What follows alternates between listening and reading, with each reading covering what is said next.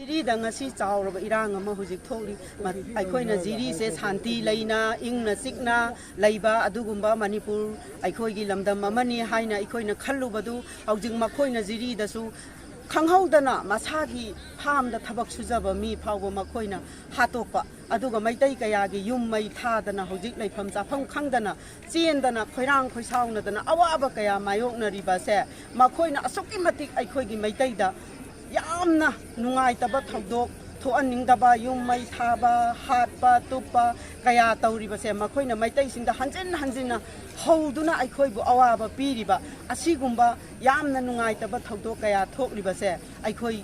lamdam sida leiriba maira paibi singna lemna aidi makhoi bu minungsi utningde makhoi gi damakta aikhoi Karigumba amata makhoi gi khudong chabado piningde maram aduna ikoina ngasi moi gi damakta purakliba pot ase ang pharmasida ikoina pharaga thamnigo nga posidi ka kai jati ne pusilakpa pot sidi thaurakliba driver sing si nan Manipuri aduga makhoina sida escort tawraga purakpani aikoina escort tawraga purakliba se makhoina di hai akoi di government gi order ni ithak thokpagi order ni duna yadabani hai hairiba se makhoi su torbung yobwa ngamgadawa nate adubu aikoi dadi makhoina tritan tawi ngangi sai sai adu kuki sing dadi karigumba amata tawba ngamde kuki na Burma ga more Fauna naba sugnuda Thong saba matamda makoina lepaga yengaga lay haiba aduga aikhoina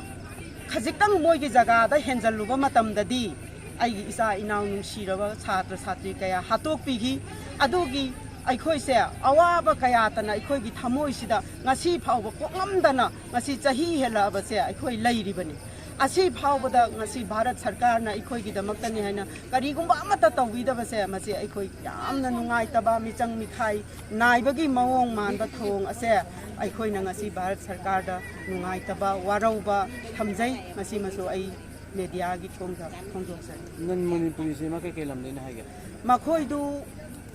kari lamdaino haiba se mayam gi mop sina penjin badagi makhoi aikoi moigi address adagi kai se koi kaimta khangba ngam hodre adu moi sep oiraga di satkre haiba paudi khang